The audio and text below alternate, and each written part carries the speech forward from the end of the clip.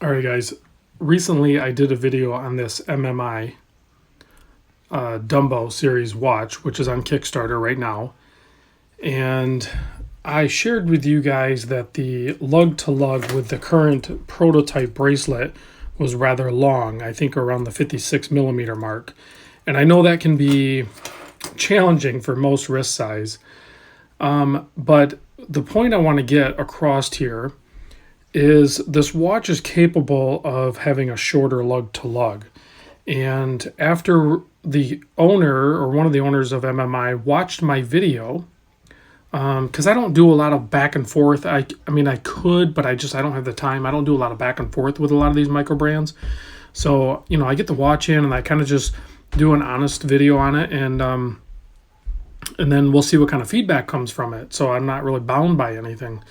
Well, they followed up, and this is one of the things that I really like about Microbrands. So as you can see, they commented, "Hi everyone, we have a feedback from Random Rob." That's me, guys. That's it. And on the present stainless steel bracelet, end link protrusion may not be suitable for smaller wrists. So they already come up with a solution.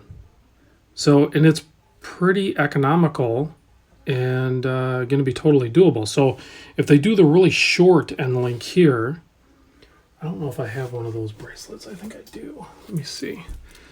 So yeah. So basically, if you do this style end link, rather than, you can see how much quicker it's going to articulate versus protruding out like so, it's going to articulate instantly. So if that makes sense, and that's essentially what they've done.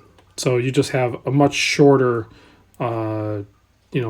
distance there. It's just going to give you a better lug to lug, with that. So, and really they just need to do new end links. So, and that's their solution.